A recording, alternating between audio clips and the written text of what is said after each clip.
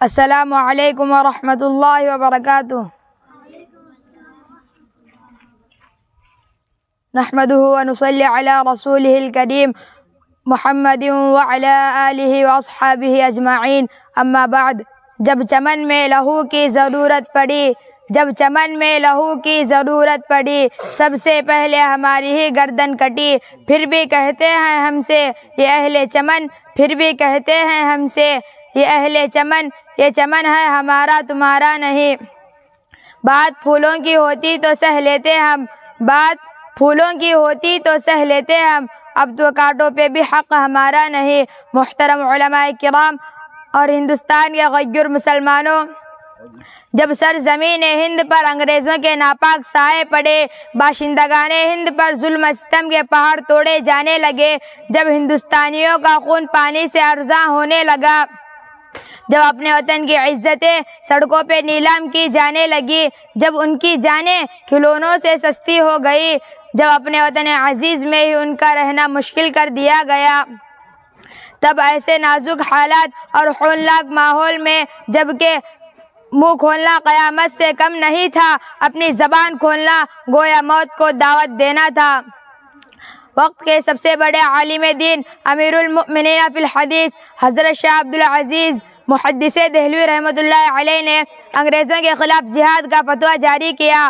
آپ نے اعلان کیا کہ انگریزوں کی فوج میں بھرتی ہونا حرام ہے، یہ ملک اب دارالحرب ہو چکا ہے، ایسے وقت میں انگریزوں سے جہاد فرض ہو چکا ہے۔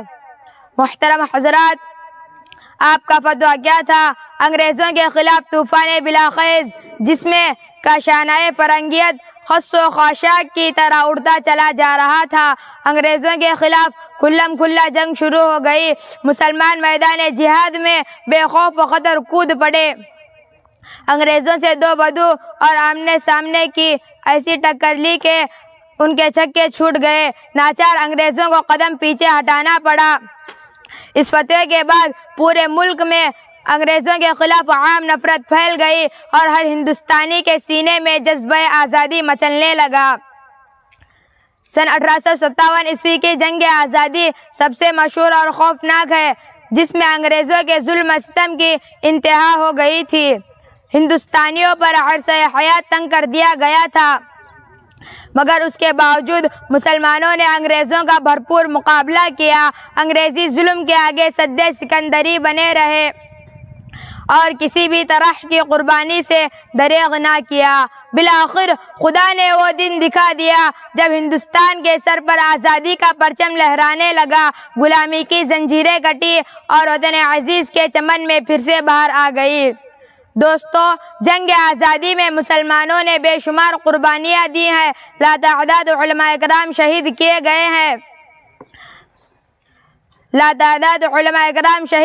گئے ہیں۔ اگرچہ غیر مسلم بھائیوں کی خدمات کا انکار نہیں، مگر یہ سچ ہے کہ اگر مسلمان خصوصاً علماء کرام جنگ آزادی میں حصہ نہ لیتے تو ہندوستان کبھی آزاد نہ ہوتا۔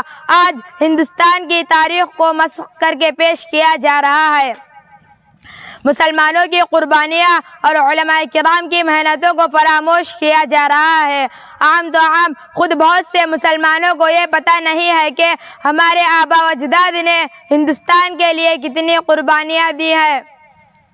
ہندوستان آزاد ہو گیا اور آزاد ہوئے تقریباً 78 سال ہو گئے، لیکن مسلمانوں کو ان کا جائز حق نہیں دیا جا رہا ہے۔ مسلمان جس پریشانی میں پہلے تھے آج بھی اسی پریشانی میں ہے، بلکہ دن بدن اس میں اضافہ ہی ہو رہا ہے۔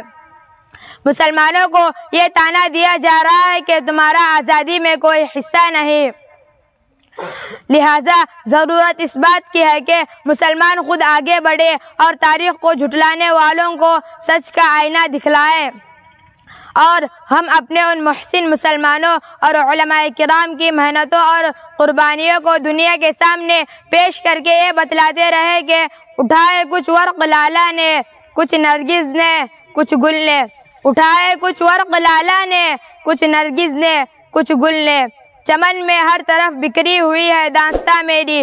اللہ سے دعا ہے کہ اللہ اس ملک میں آئین کی، سیکولرزم کی اور بھائی چارے کی حفاظت فرمائے، آمین۔ وآخر دعوانا الحمدللہ رب العالمین۔ السلام علیکم ورحمۃ اللہ وبرکاتہ.